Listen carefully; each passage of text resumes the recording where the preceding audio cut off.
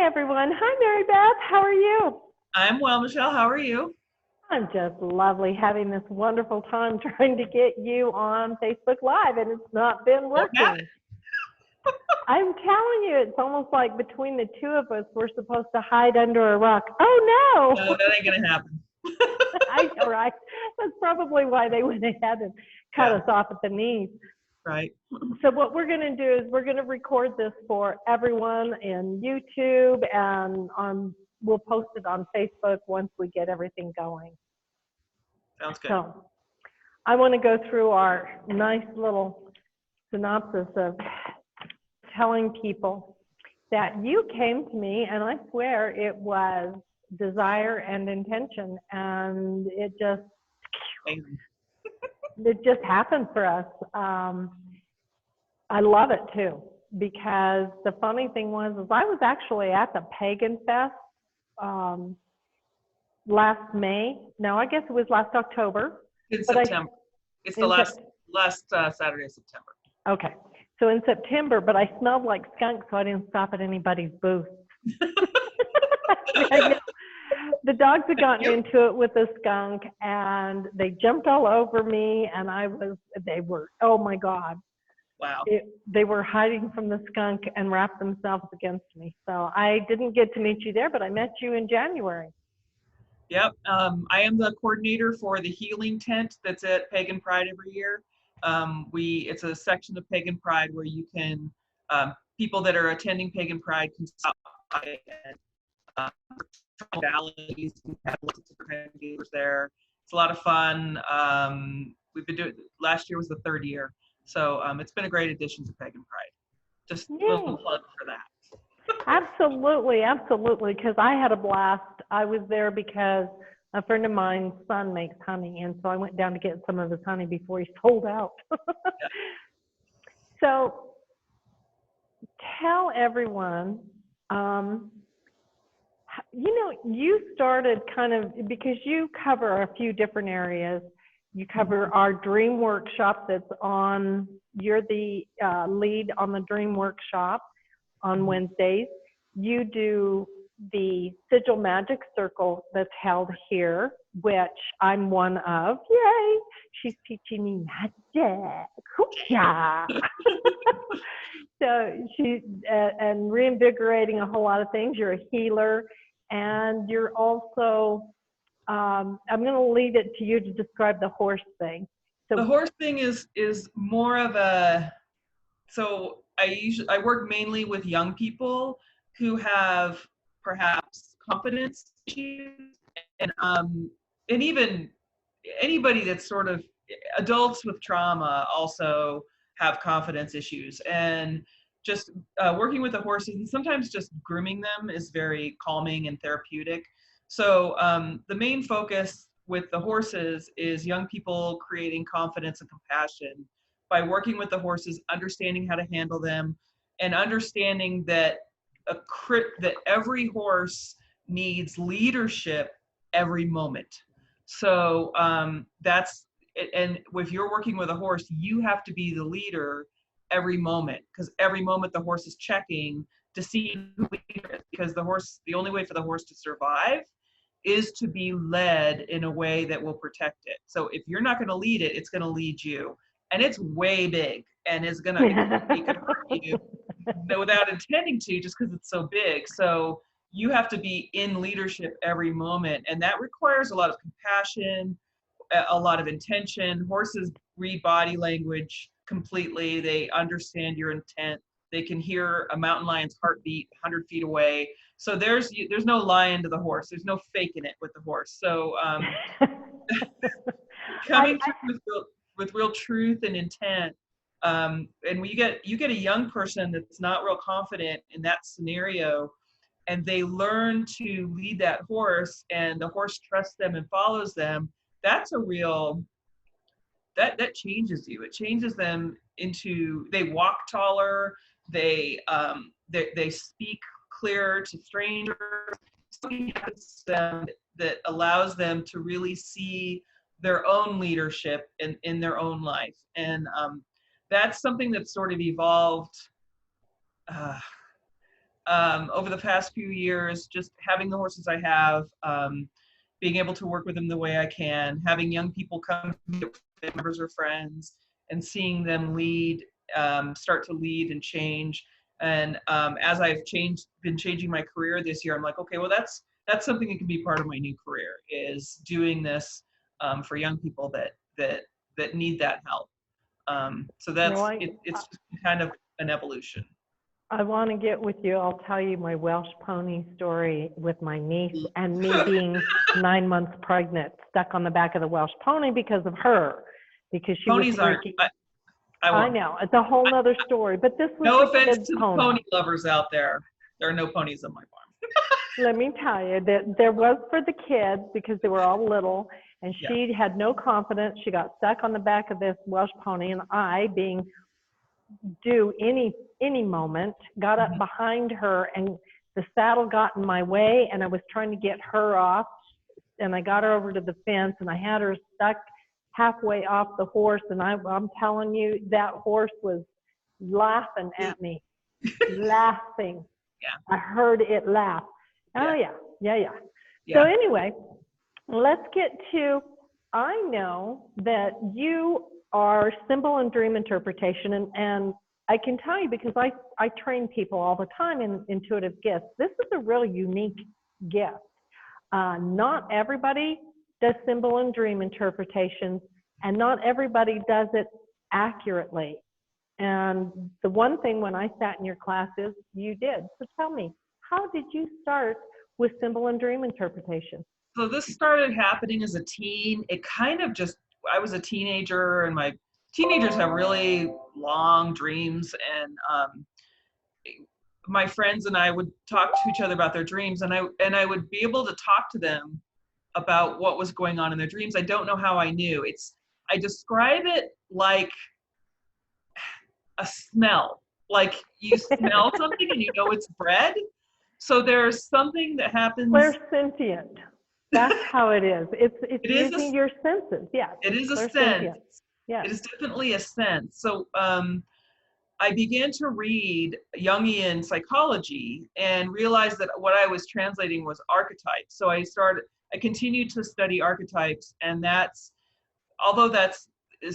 part of what I'm doing, is identifying the archetypes in the dream, and then using the smell, the sense to dovetail the meanings of the dream. I don't have to know anybody. I don't have to know the person to translate their dreams. Everybody dreams about the same stuff. So everybody dreams about houses. Everybody dreams about somebody chasing them. It's all the same stuff. So it's a language. So if you one of the ways I describe it is if somebody came up to you and started screaming at you in Japanese, you would be frightened because they're screaming, and it's a language you don't understand, and you're like, oh my God, what's going on? But if they were screaming, oh my God, you won the lottery, I'm so happy for you, you translated that, you would understand its value and how exciting that is. So it's just a language that needs to be translated into your native language. English is what I can do. So that's what it is a translation. Again, I don't need to know the person. I don't need to know their life. They don't need to tell me what's going on in their life. None of that matters. It's just a translation into English. And every time I've been doing this for decades, and it's always been revealing. And people are like, that totally makes sense in my life right now. I'm like, yeah, well, I don't need to know anything about that. This is just what your dream means in English. See, and everybody thinks that they're so special because they speak Spanish. You speak dream. Yes, I'm multilingual. Don't get me wrong, to all you cool people out there that speak 2 languages. I think that's amazing, and I want to honor it. You just speak a unique language, kind of like Russian. Yes. So there you go. I speak a language that not very many people know, but a few of us do. Exactly. That's what I said. It's a really unique gift. I know that there's a lot of books out there, and I know a lot of people who will interpret psychically using their psychic language for another person, which Right. doesn't necessarily get to the crux of the dream. It may or may not. I haven't observed a lot of, like, there are a lot of books where it says a toilet means this. And it's like, to me, when I'm doing it, a toilet means what it means in the based on what's going on in the dream. I mean, it's not, maybe a toilet means the thing in the book, but maybe something else is going on in the dream that makes the toilet mean something else. So it's, and that's something we talk about in the dream workshop. Is every week I pick a topic or an archetype, and there's material that we go over. We talk about our dreams. Everybody needs to have a dream journal. It's the only thing required for the class, is that you have to be journaling. If you're not journaling, come to the class and we'll talk about why journaling is important. It connects you with that your dream you talks to you through your dreams. And if you're journaling, it strengthens that connection. And you also will start seeing patterns if you journal, where you might miss those if you don't. So it's a really important part of the class. The class is a lot of fun. One of the regular participants has the gift of dreaming, a gift I envy, because I dream, Right. but I'm not like, I know who you're talking about. And one of the participants has these amazing, detailed tastes, smells. I mean, But isn't she been doing it for a really, really, really long time of following all her dreams? she's been journaling since she was a child, and that's really probably how she got there. Was she is so connected to her dream self that's it's truly integrated into her life. And just another, reinforcement that journaling is critical to having a successful and vibrant dream life. Well, see Yeah. there, and we're going to get to when those classes are. So tell us what days they are. I know we're in the COVID, so we're handling it a little different, but you're still holding the classes. So give all the particulars on that and how much it costs. The dream classes are $10. They're every Wednesday on Zoom at 11 a.m. They usually last about an hour. If you have to let me know of your interest by 10, because I need to email you the Zoom link and the materials for the class. So ideally, you'll be able to print the materials. If not, you could just follow along on a computer. Just make sure that you've read the materials. We will talk.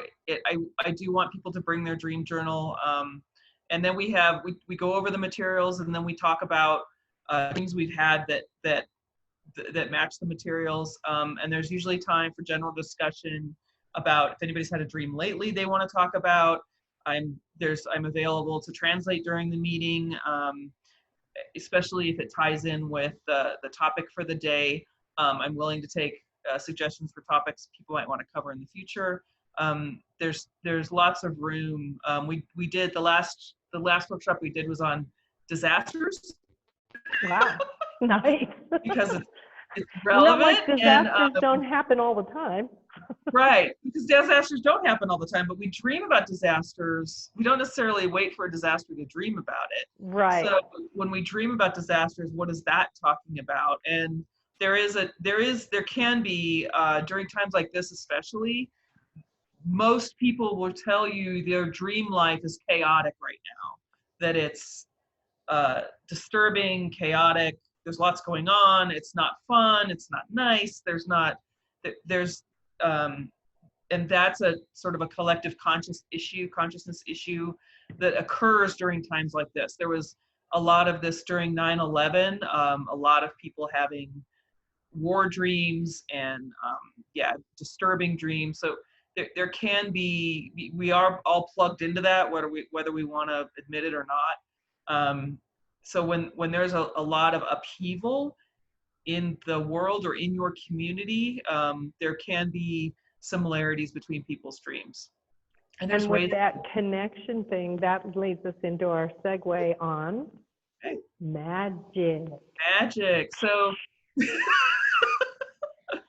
so Sid, I discovered chaos magic about 5 years ago. I had studied religion since my 20s. I'd started studying religion to become a better Christian. And of course, nothing will get you past Christianity more than studying the history of it. So I lost my faith through the process, which was disturbing. But again, that happened in my 20s. But I continued pursuing religious studies, and it was mainly history and theology and things like that. And the more you study, the more sort of atheistic you become.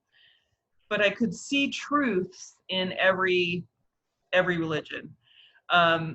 Surprisingly, chaos magic and animism tied it all together, made sense of everything. And that was, I don't think that that's its intent. I think the people that sort of labeled chaos magic didn't say, this makes sense of everything. I don't know what they were thinking. They've written their own books. You can explore that with them. But the people that named chaos magic what it is and sort of loosely defined it are still alive. It's Pete Carroll and Phil Hine. This is not Aleister Crowley. This is not that. This is something else. So the Thalemia is not chaos magic. They're two different things. So it is, you can kind of practice. It's based on probabilities. There's even like quantum mechanics in Pete Carroll's books, and lots of weird math equations that are way past me. But it's based on hypotenuse, whatever. As long as I can make a cake, I'm good. Yeah, that's it. Measuring spoons. That's all the math I really need. So it's based on probabilities. It's actually based on quantum theory. That's why it's called chaos magic. It's based on chaos theory. It is different than the stuff in The Secret. So it is not just saying something and making it so and like waiting. It is owning that process of creating a statement of your desire and then doing work that really creates a little energy being that makes that happen. So it's a little more work. The chaos magicians, the first thing they'll ask if you said you've done a working is they'll ask you if it works. It's based on results. If you didn't do it, if it didn't work, you didn't do it right. That's really all there is to it. So there's lots of ways to do it wrong. I know, I found that out. And it's the group that we have. As soon as you guys all learn that there's lots of astrology. So because planetary timing and stuff impacts your results, and but it's a lot of fun, and I started teaching the sigil class at Resident Essentials because I wanted there to be more chaos magicians in Albuquerque so that I'd have people to hang out with, and and it worked. So now there's like this growing group of chaos magicians in Albuquerque, and we get to hang out together, and we're working on creating group rituals so we can do group rituals together. Chaos magic isn't scary because it doesn't. The term I think they confuse with what ritual is, because this is what I found, and maybe feel free to correct me if you found it different, but sometimes I think people misunderstand what a ritual is. And I talked with Janet at Yamaya when she did hers, because the Santeria practice has rituals. So does the Catholic Church. Absolutely. So does the Baptist Church. You bend and you genuflect. If you're right. Catholic, you go in. There is rituals. All a ritual is the building of energy by repetition. That's an excellent description. The sigil ritual that I teach in Introduction to Sigil Magic builds energies two ways.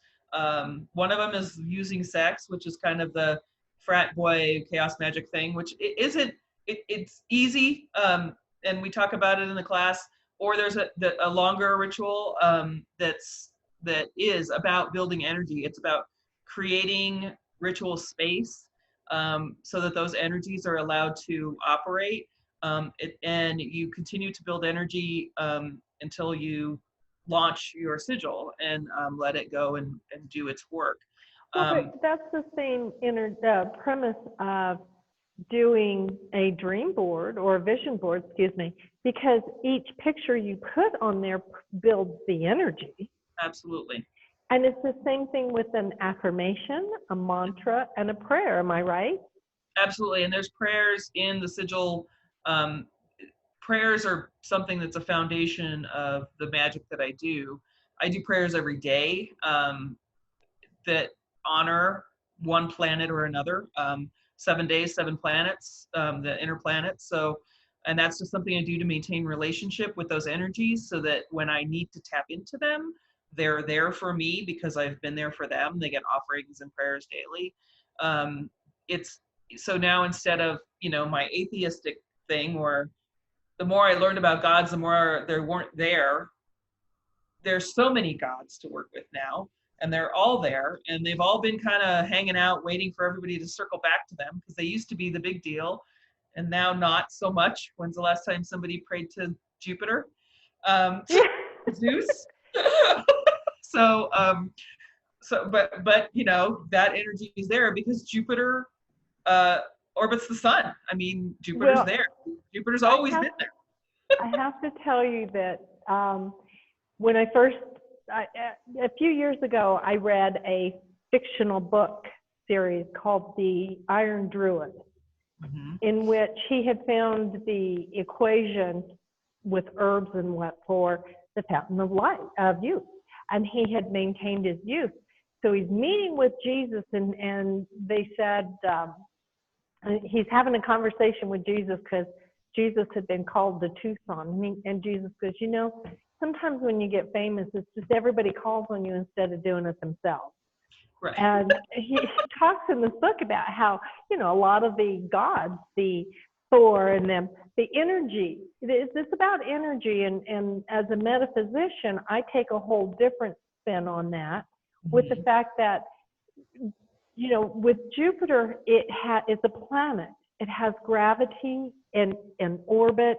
It's in relation. It's at a mathematical angle, so it's going to have a different energy at different times of the day, week, month, year, And what I found in joining and I study, and I want to thank you for a lot of what you teach, because people don't always understand. They say, oh my God, she just said that it took her away from God. It didn't. It reinforced your connection to a higher collective of energy. And in metaphysics, this is the whole foundation, is that we study our interaction between our religious beliefs or spiritual beliefs, however you want to phrase it, to the physical earth plane, to the philosophy of spirit.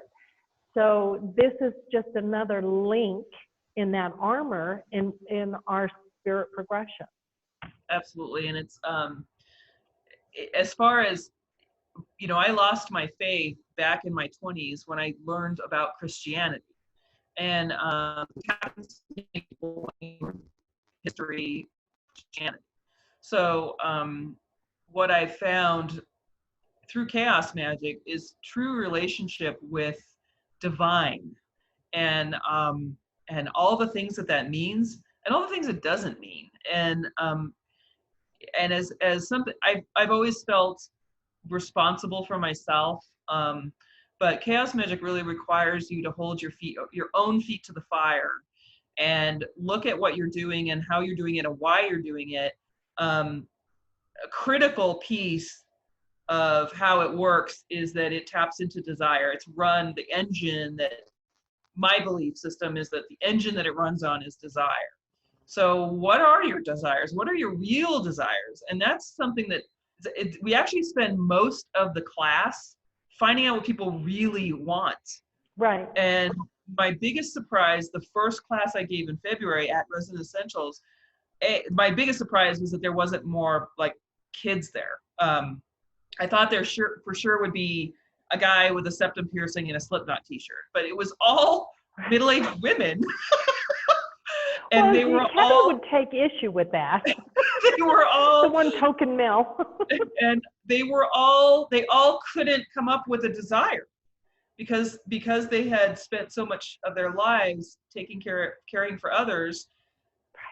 When it came to what do I want, they really struggled, and they had these sort of broad, amorphous goals, and that doesn't work for Sigil Magic. Okay, what do you want? What do you want? Because if you don't desire it, it doesn't work.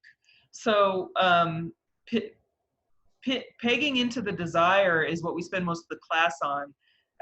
So I'll guide the participants into a desire, and then they can write a sigil statement that'll work in a sigil. So, but desire is the engine for everything. So as I, work with Venus, the goddess of desire, that engine drives your ability to do sigil magic and have it work.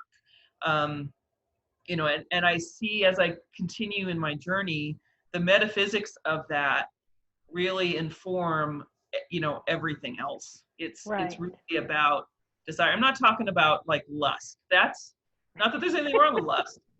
That's different. But I'm talking about the thing that makes you. I'm sorry. we do talk about like lust has a place. Whole other level to it. Whole other thing. So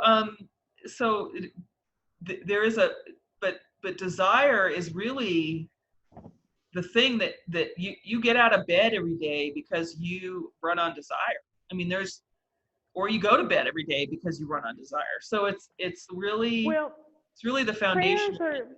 Prayers are the foundation created by those desires. Yes. And that's what I do in the prayer classes. Is you're right. It's about having passion for that desire. Absolutely. It's putting that energy. And you've done marvelous. I can't wait to do yet another sigil class and get more chaos magicians here in Albuquerque going with us. So if we do run another sigil class. Yeah, we will. We've got to figure out a date. Right. Tell people how much it's going to cost them. The sigil class is $25. The last two classes were on Zoom. We can, once we're back together again, we can do them in person at RE. Maybe we'll do both as people feel more or less comfortable being in a room with other people. It doesn't really matter to me. It's the material.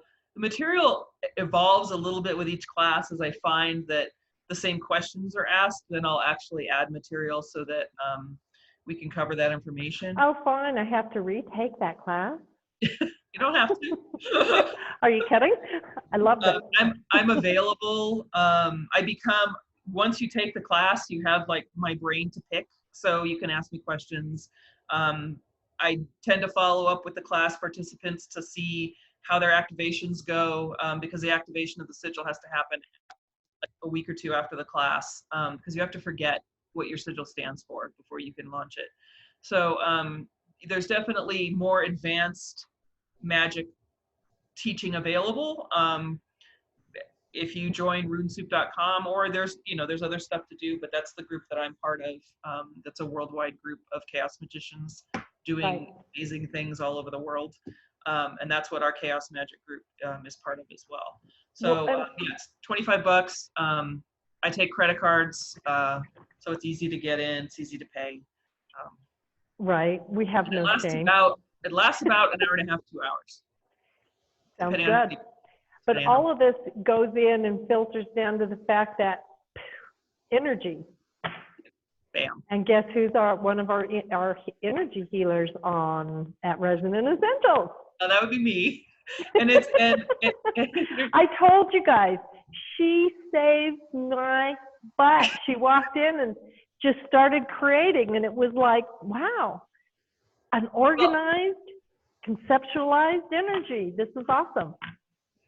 Well, thank you. I'm glad I'm contributing, and I really enjoy it. And I really enjoy having the time to be able to do it.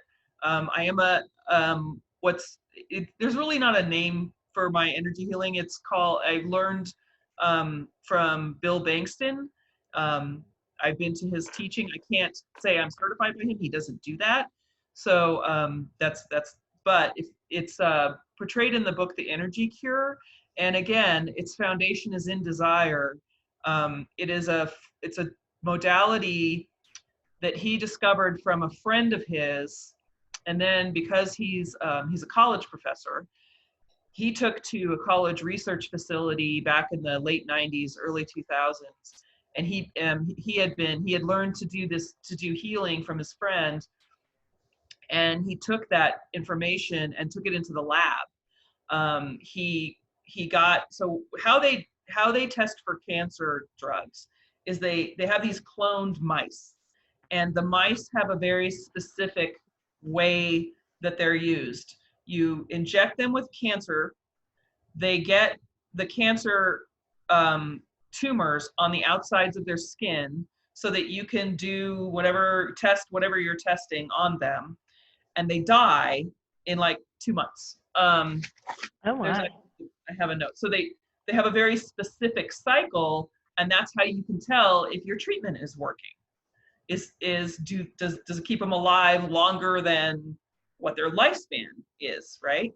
So he got a whole he's done this research, he's done this experiment 4 different times.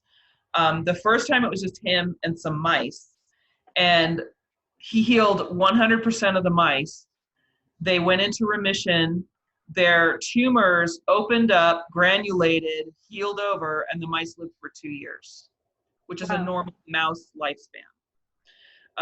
There were control mice, and they all died. So there were okay. Well, in the first experiment, there were control mice that weren't treated. They were in the same research lab, and a couple of them actually survived. When the control mice are removed and sent to another lab and he doesn't know where they are, they die. So, so if he's healing mice and he's like, I'm healing mice, all the mice in the area get healed. There's like a bubble. So they have tell him not to come to my neighborhood. So they have to take the control mice and send them somewhere, and he doesn't know where they are so that they can have a true control. He's also taught, so he started teaching other people this, like interns and grad students, and they didn't have to believe, they just had to do there's a thing you do in your brain, and that's what he teaches at his seminars. So, and that thing that you do in your brain, it's called image cycling. You make a list of things that you want. They can be anything. It has to be 20. And you learn at his classes to cycle through the list. And again, based on desire. And that's the thing that makes it work. And so now he's part of he started the Society for Scientific Exploration. He partners with Dean Radin, who wrote the book Real Magic. So if you're cynical about magic, read Real Magic. And Dean Radin is another scientist. This stuff brings the science geeks to the yard, and Bill Bankston has created an environment for them to bring their weird stuff, their weird science, because they all have, you'll find a guy that's a researcher and he gets funding by doing X, but he really wants to look at this. So in his spare time, he kind of goofs around with this, and he goes to the Society for Scientific Exploration to talk about his findings, and that's a whole other thing. So when I do my energy healing, again, it's the foundation is in desire. I don't touch anybody. It's very sort of private, and I've found I've had a lot of success with inflammation. My husband has Crohn's disease and rheumatoid arthritis. Oh, wow. He's been in remission without drugs for... Is he eating gluten-free? Because celiac has a tendency to bring out the Crohn's. He's when I changed his diet after, when we were still dating and he ended up in the hospital, I was like, you don't get to do this and eat pizza. I'm not going to hang around for this. So right. Sounds messed up. But, so he changed his diet and went into remission. I think that stress levels had a lot to do with his Crohn's flares. But yeah, he's been in remission without drugs for I think almost 7 years, 6 or 7 years. So That's huge. People don't yeah, realize how huge that is. so I get a lot of success with inflammation. The modality works on cancer. Of course, I'm not a doctor. It's been tested to work on cancer. I haven't personally worked on anybody with cancer. It doesn't really work if they're in chemotherapy. So if anybody wants to try something and they've been diagnosed with cancer and they don't want to do Western medicine, I'm willing to work on that. Reach out and work on that. Well, how do they find you? Because I know it's repeat, but tell them how, if they wanted to make an appointment, because it is remote right now. Right. Are you doing remote sessions? I can. I haven't done a lot of remote sessions, again, because this is, but it does work remotely. This is something that there are many practitioners that work remotely that do this method. So it is something I can do. I can also charge material and then send it to somebody so that they can put it, like, let's say they have arthritis in their hand. I can charge cotton, and this is something that's tested in a lab too. You can charge cotton, they can hold it in their hand, hold the cotton in their hand, and it transfers the healing energy from the cotton. So that material is available. I do have some available. They can get a hold of me through Resonant Essentials. I'm listed as a practitioner on the resonantessentials.com website. I also have my own website, which is maribethstcyr.com. It's MaribethStCyr.com. I'm also on Facebook under Maribeth St. Cyr, so you can reach me there. And my phone number is 505-250-4311. So you can text me or call me. I'm available. I do have an office in my home in the South Valley. But if you don't want to drive all the way down here, and I don't blame you, I do work at in-person work at Resident Essentials as soon as things open up, which should be on Friday. On Friday, make sure you mention Fridays, that you're here on Fridays from noon to 5. I am the Friday healer at Resident Essentials from 12 to 5. So that we should be getting some kind of something next week telling us how we can start opening up. I hope so.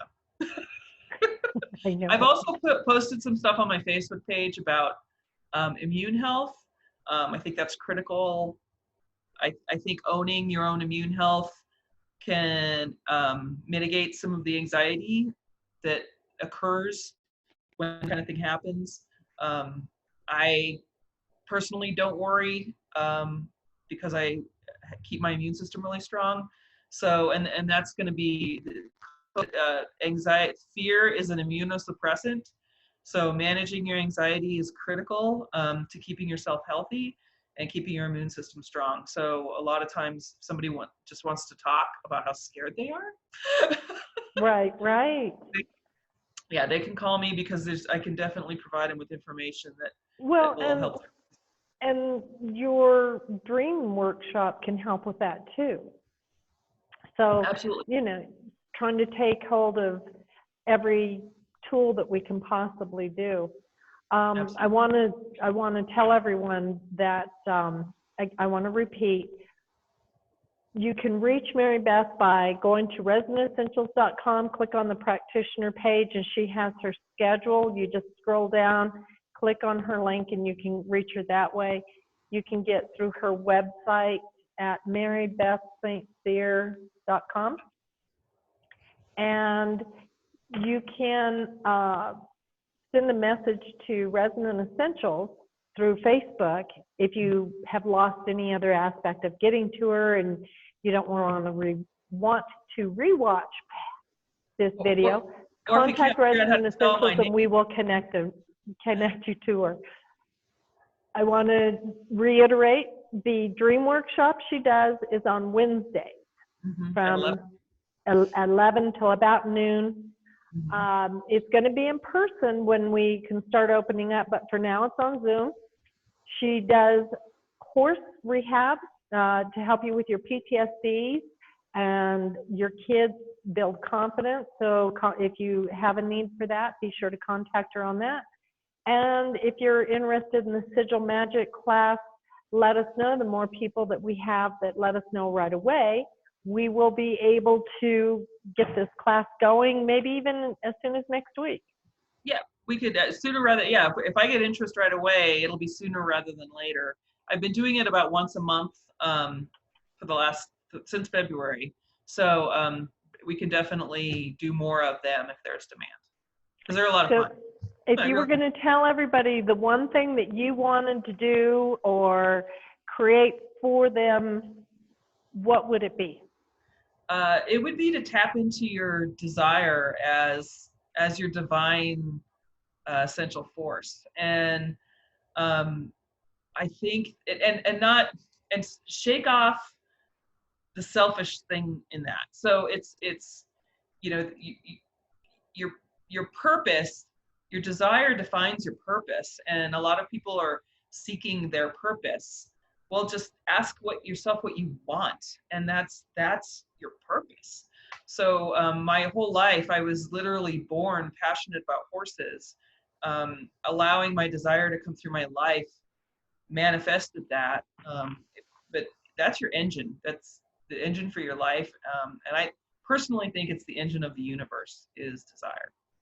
And I would agree with that, because you have to have emotion or that spark. Absolutely. To create in all levels. Thank you, my dear. We're going to end now.